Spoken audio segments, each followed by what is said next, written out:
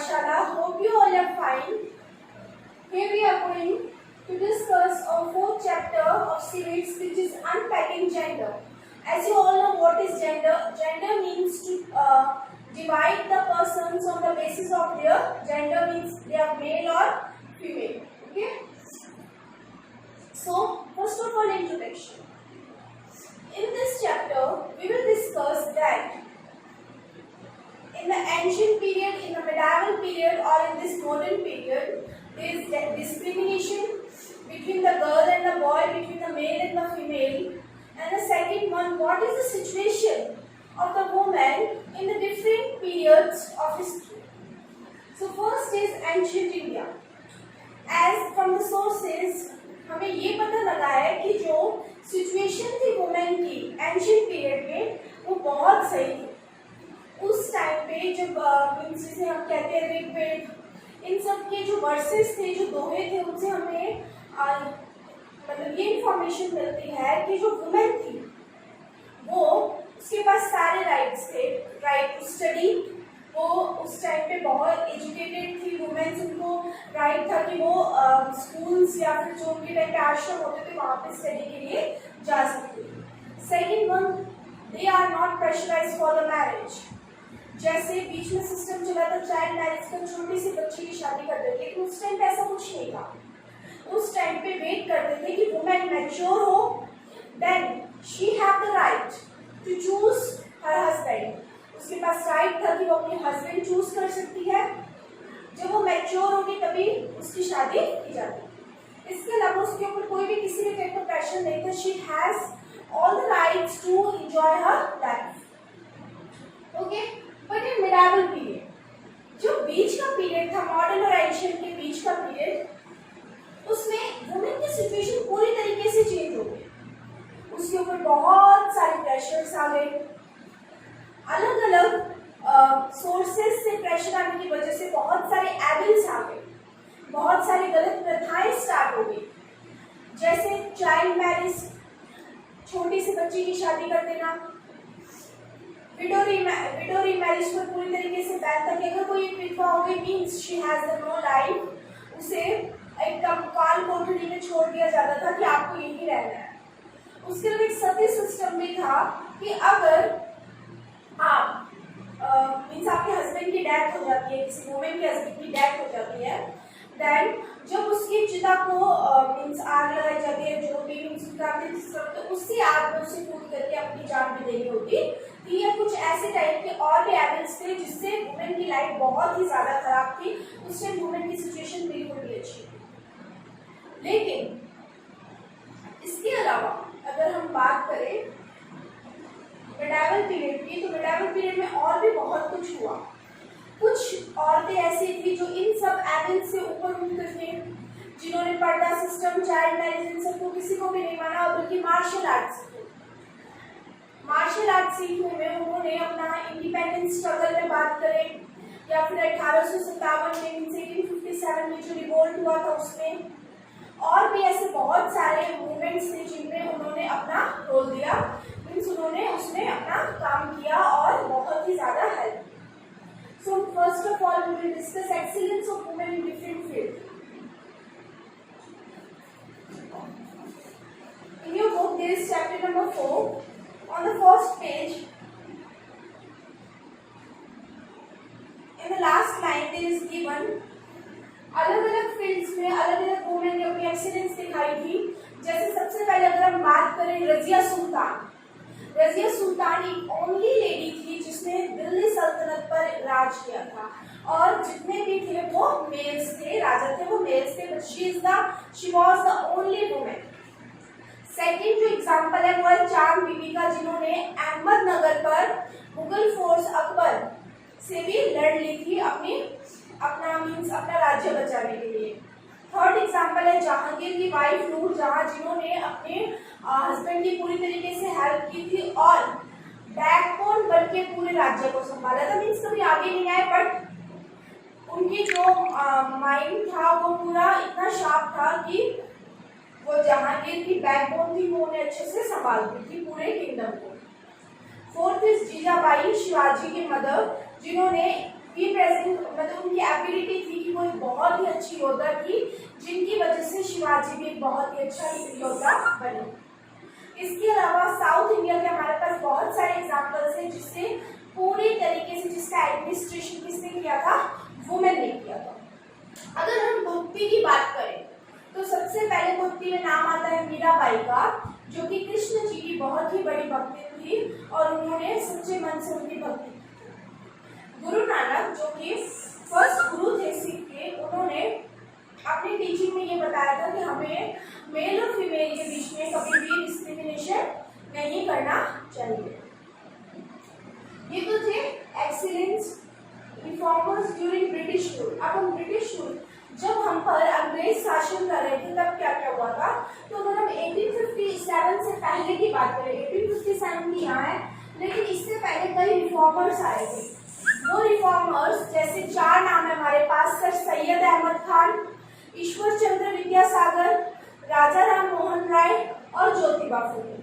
ये चार ऐसे लोग थे जिन्होंने अपने पूरी जी जान लगा दी थी वुमेन की कंडीशन इंप्रूव करने के लिए। इसमें हमारे पास ऐसे दो एग्जांपल्स हैं।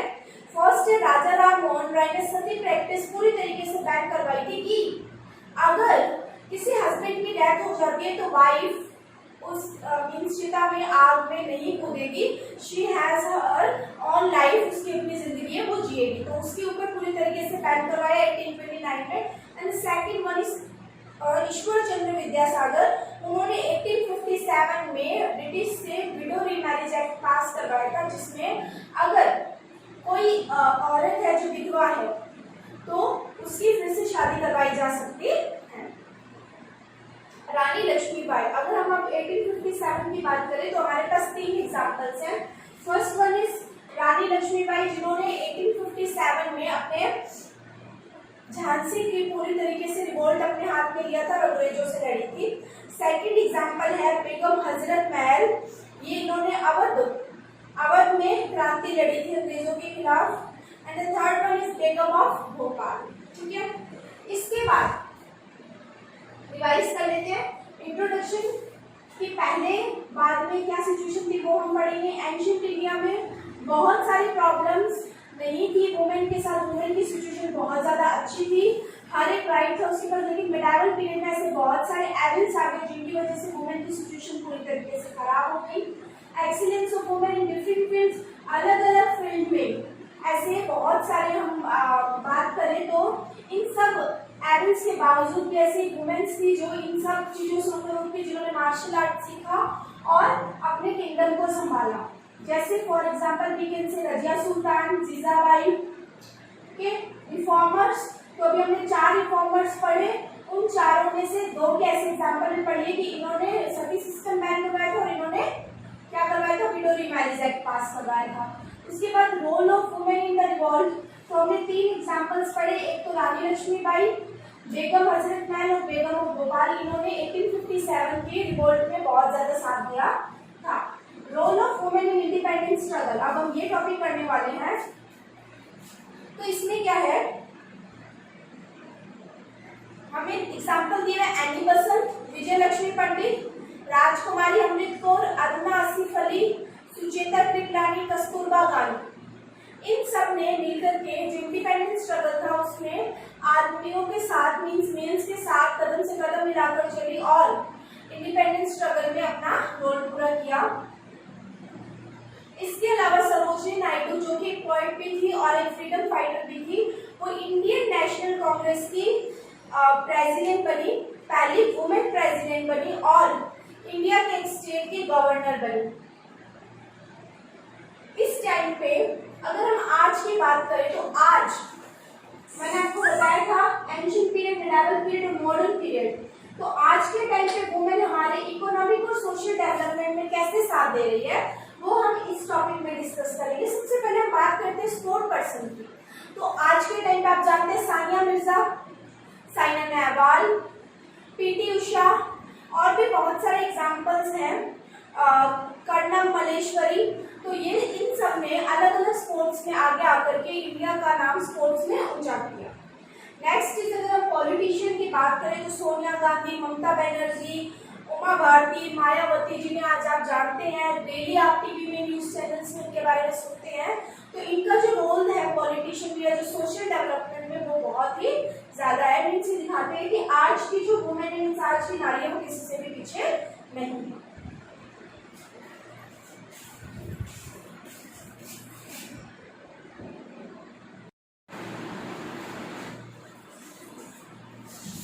Gender inequality in India.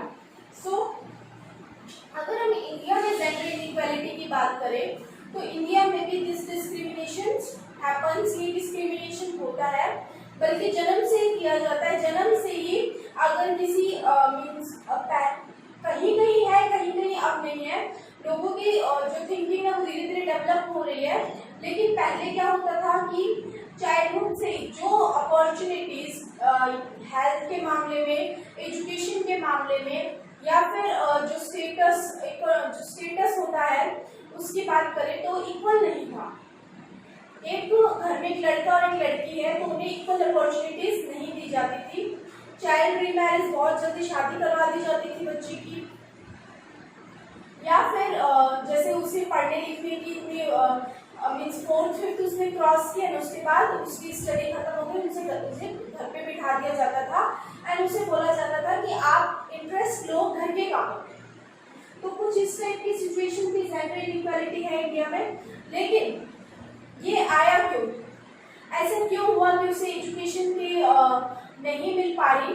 तो उसके अभी हमने 3-4 रीजन बातों में डिस्कस किए। फर्स्ट इज चाइल्ड मैरिज, कि जल्दी से शादी करवा दी जाती है। सेकेंड इज इक्वल अपॉर्चुनिटी नहीं दी जाती उसे। थर्ड वन इज हम ये मान सकते हैं कि उसे पेरेंट्स का प्रेशर होता है कि आपको आगे जाकर के घर ही संभालना है, तो आप ज़्यादा इंटरेस्ट अपना घर के कामों में दीजिए। Second number topic is sex ratio. अगर हम इंडिया की बात करें तो इंडिया में सेक्स रेशियो बहुत ही कम है। सेक्स रेशियो होता है कि जितने 1000 नंबर मेल हैं, मीन्स अगर 1000 आदमी है तो उनके बराबर में औरतें कितनी हैं।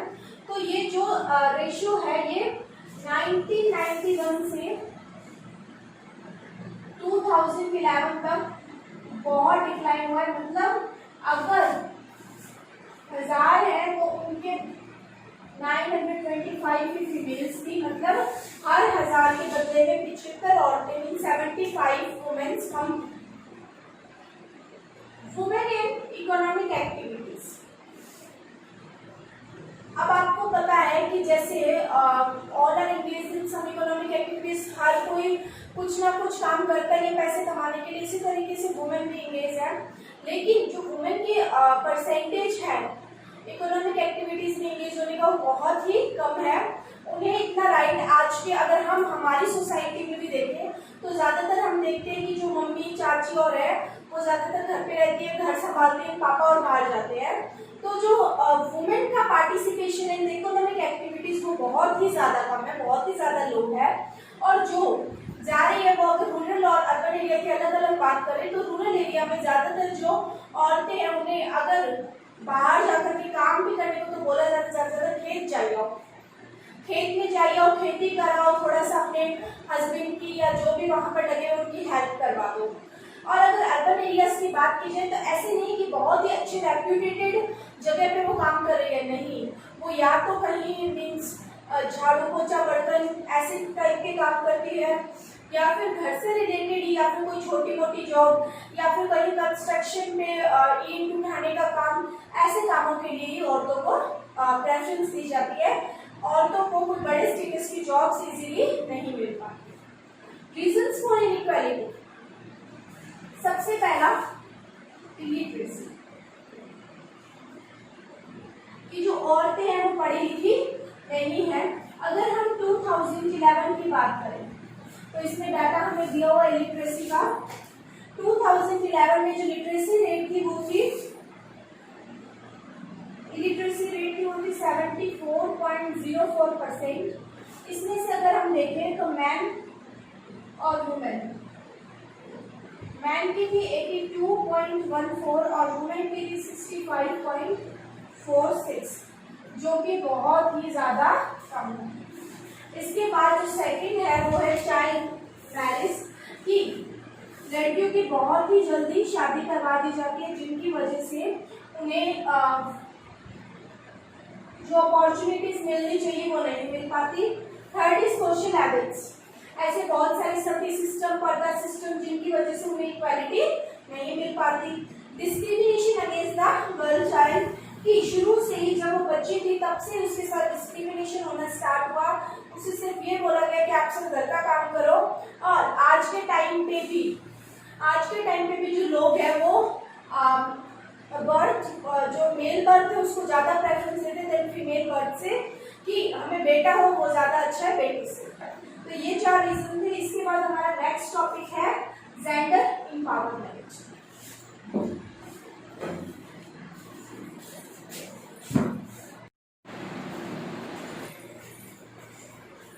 जेंडर एम्पावरमेंट का जो मतलब है वो ये है कि वुमेन का participation on the basis of political activities में भी, इकोनॉमिक एक्टिविटीज और सोशल एक्टिविटीज में भी बढ़ाया जाए। इसके लिए जो इनइक्वालिटी हो रही है वुमेन के साथ वो कम होगी। अगर हम आज डेवलप्ड कंट्रीज या डेवलपिंग कंट्रीज की भी बात करें तो धीरे धीरे जो वुमेन की सिचुएशन है उसमें डेवलपमेंट हो रहा है, मीन्स वो काफ़ी हद तक सही हो रही है। लेकिन उसमें सही करने के लिए ऐसे बहुत सारे स्टेप्स हैं जो हमारी गवर्नमेंट अडॉप्ट कर रही है। इसके अलावा अगर हम देखें तो कई लोग जेंडर एम्पावरमेंट का मतलब ये समझते हैं कि जो वुमेन की सैलरी उसमें इंक्रीज कर दे तो जेंडर एम्पावरमेंट हो जाए। नहीं, जेंडर एम्पावरमेंट का सही मतलब है कि जो पार्टिसिपेशन है वुमेन का अलग अलग एक्टिविटीज में, उसका जो स्टेटस है या डिसीजन मेकिंग जो प्रोसेस है उसमें उसका पार्टिसिपेशन होना चाहिए। अब इसके अलावा अगर हम देखें तो गवर्नमेंट ने जो सबसे बड़ा स्टेप उठाया है वो हमने अभी डिस्कस किया कि रूरल एरियाज और अर्बन एरियाज में भी जो वुमेन काम करती है वो बहुत ही छोटे लेवल पे करती है। जो बड़ी बड़ी जॉब्स है, जो गवर्नमेंट जॉब्स है या जो लोकसभा राज्यसभा में जो सीट्स है, लोकल बॉडीज में जो सीट्स है, उसमें वुमेन का जो पार्टिसिपेशन है वो बहुत ही कम है। मीन्स पॉलिटिकल एरिया में वुमेन बिल्कुल भी आगे नहीं आ रही। तो इसलिए जितने भी लोकल बॉडीज है या फिर जितने भी गवर्नमेंट के अंदर जो सेक्टर्स आते हैं उसमें 33% रिजर्वेशन, कितना 33%, या फिर हम ये कह सकते हैं 1/3 जो है वो रिजर्व किया गया है वुमेन के लिए। इसके अलावा भी गवर्नमेंट ऐसे बहुत सारे स्टेप्स है जो उठा रही है। पहला, गवर्नमेंट अपनी तरफ से पूरा ट्राई कर रही है कि इक्वल राइट्स मिल सके, जितने मेल्स के पास राइट है उतने ही फीमेल के पास हो सके। Second is women education, government ऐसे गवर्नमेंट स्कूल में बहुत सारी पॉलिसीज चला रही है या फिर ऐसी बहुत सारी रिजर्वेशंस निकाल रही है जिसमें जो वुमेन एजुकेशन है उसे वो डेवलप हो सके। ट्रेनिंग प्रोग्राम्स, ऐसे बहुत सारे ट्रेनिंग प्रोग्राम्स चला रही है जिसमें जो इंडस्ट्रीज में काम है या जो बड़े बड़े लेवल पे जो टेक्निकल वर्क्स है उसमें वुमेन को ट्रेनिंग मिल सके और वुमेन ट्रेनिंग वाले मीन्स टेक्नोलॉजिकल वर्क भी कर सके। राष्ट्रीय महिला कोष, ये एक पॉलिसी है जो कि गवर्नमेंट ने अपनी तरफ से लॉन्च की थी, जिसमें वुमेन को लोन मिलेगा कि वो अपना अगर बिजनेस सेटअप करना चाहे तो वो कर सकती है, वो भी बहुत कम इंटरेस्ट पे। डोमेस्टिक वायलेंस बिल, जितना भी 2002 से 2006 तक एक केस चला था जिसमें ये डोमेस्टिक वायलेंस बिल पास हुआ था। इस बिल के चलते हुए अगर कोई हस्बैंड या फिर कोई भी वुमेन के खिलाफ, वुमेन को से वायलेंट होता है या फिर उससे मारपीट होता है या उसे फिजिकली अब्यूज करता है तो उसके खिलाफ केस हो सकता है। पार्टिसिपेशन इन लोकल बॉडीज, मैंने अभी आपको बताया था जितने भी गवर्नमेंट सेक्टर्स हैं जैसे लोकल बॉडीज है, जैसे स्टेट लेजिस्लेचर, लोकसभा, राज्यसभा, इनमें जो वुमेन की सीट्स है वो रिजर्व की गई है कि आपको रिजर्वेशन मिलेगा। चाहे 33% है, लेकिन अगर आज हम डेटा देखने जाए तो 30% भी वुमेन का पार्टिसिपेशन अभी तक भी नहीं हो पा रहा है। तो अभी बहुत टाइम लगेगा, धीरे धीरे करके ये होगा और वुमेन की सिचुएशन में धीरे धीरे करके डेवलपमेंट होगी। So students, we are going to end this chapter here. Thank you so much.